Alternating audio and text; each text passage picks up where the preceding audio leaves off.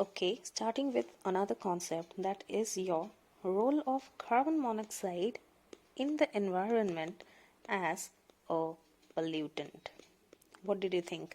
I'll talk about it as a heroic role? Not at all. It was a pollutant, it is a pollutant, and it will always be an air pollutant until and unless some environment engineer pops up saying that yes, carbon monoxide can be utilized in the following blah blah blah ways. Okay, how is first of all carbon monoxide formed? Now, there is something called combustion of fuels, which we all are aware about. But then comes another important thing, that is the incomplete combustion of fuels. Yes, the fossil fuels. Now, it is actually going to give you carbon monoxide instead of carbon dioxide. Yes, and carbon monoxide is not an eco-friendly, it is a very, very poisonous gas. Now, when we're talking about poisonous gas, if it is inhaled, then it will straight away go into your lungs without any problem, and it is going to create a lot of ruckus inside. Why? Because we know that inside our lungs there are a lot of bunch of grapes. Yeah, come on, I'm just kidding. So these bunch of grapes are actually called the alveoli. And these alveoli, let me be very specific, that they are actually surrounded by a lot of thin capillaries. Now, what is the function of these capillaries? These capillaries are responsible for your gaseous exchange, because through these capillaries passes the blood which is carrying your hemoglobin. Now, this hemoglobin has an affinity for oxygen, but yes, it also has an extremely high affinity for carbon oxide and carbon monoxide and carbon dioxide. Now, when this carbon monoxide is going to pass through these lungs into the alveoli, then it is directly going to come in contact with the bloodstream through the capillaries. And this hemoglobin binds with carbon monoxide, something like this, with an affinity of 200 times more than that of oxygen, and even at very low concentration of carbon monoxide. So this is going to form you another compound called carboxyhemoglobin. Yes, this carboxyhemoglobin is dangerous in your body depending upon the concentration of this substance.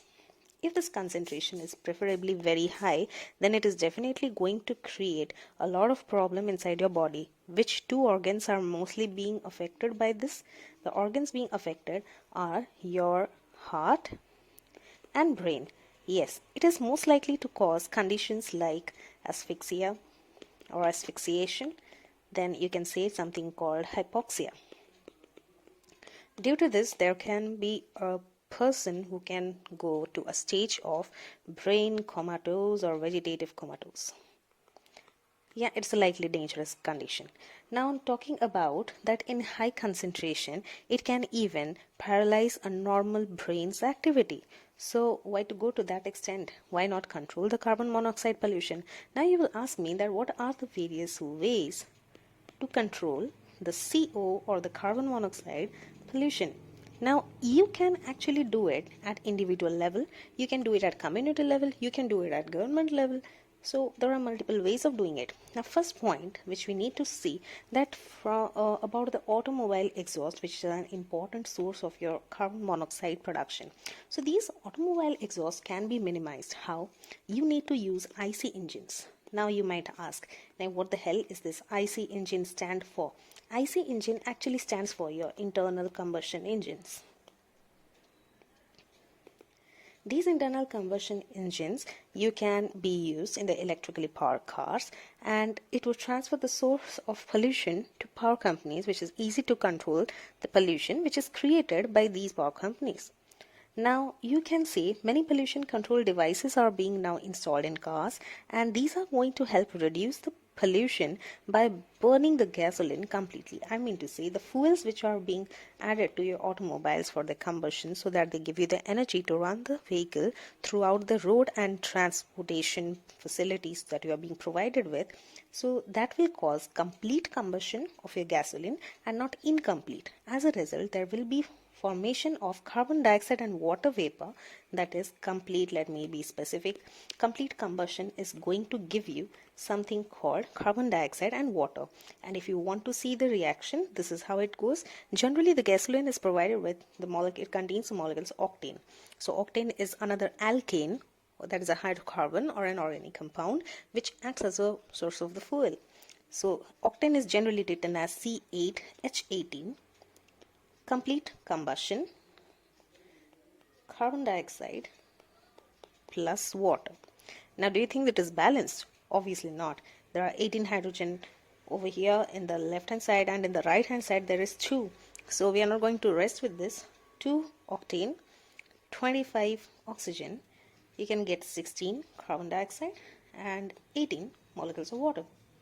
This is what you are going to get when there is complete combustion of your fuel. Now this water, please don't say there will be a water fountain over there if there is 18H2O. It will be in the form of water vapor. Let me be specific about this, otherwise you will just come up with a lot of stories and your imagination. There is no control to the imagination of people watching this on YouTube. Now next, another thing that can be done, like, what do you think? Moving up and down? No. It is actually what I'm talking about, substituent fuels. Yes, when I'm talking about substituent fuels, so substituent fuels for gasoline, what can they be? NG, natural gas. But again, problem is there is not just one type of natural gas. You will get CNG, you will get LPG or LNG also. So this one is your compressed natural gas. And here comes your liquefied natural gas. Now, what is the difference between two? Yes, the difference comes in between the components. Now, you can say that when these are being used, the amount of production of serious or severe gases from the automobile exhaust, it is going to be very, very less. Generally, they say alcohols can also be feasible substitutes, but again, they come with their own problems. You know, alcohols, you just keep them exposed and boom, they're gone. What are you going to do with that? So they have their own limitations. Next, one other important thing we can talk about, yes, Esp and catalytic converters. Now, catalytic converters, what they are going to do, they are going to just convert the nitrogen oxide, okay, into nitrogen and oxygen, which is basically, they call it a reduction reaction. Now, once this is done, it is carried out in presence of catalyst. Now, what is that catalyst? The catalyst is platinum, PT, or palladium. So, if you want to go through the reactions, it will be something like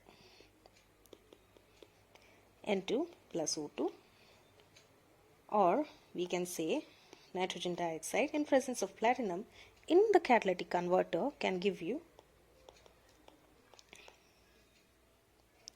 and the carbon monoxide is going to change into carbon dioxide in presence of finely divided platinum as a catalyst. So you can say we can get platinum in presence of FeLiNas and oxygen gives you carbon dioxide and water vapor. So this is how the entire deadly poisonous gases which we are being hyped about is going to be converted into simpler ones. Not that the carbon dioxide is safe for us, but it is safe only up to a particular concentration. Beyond that, it is going to be definitely harmful for us. So I hope we are clear about this catalytic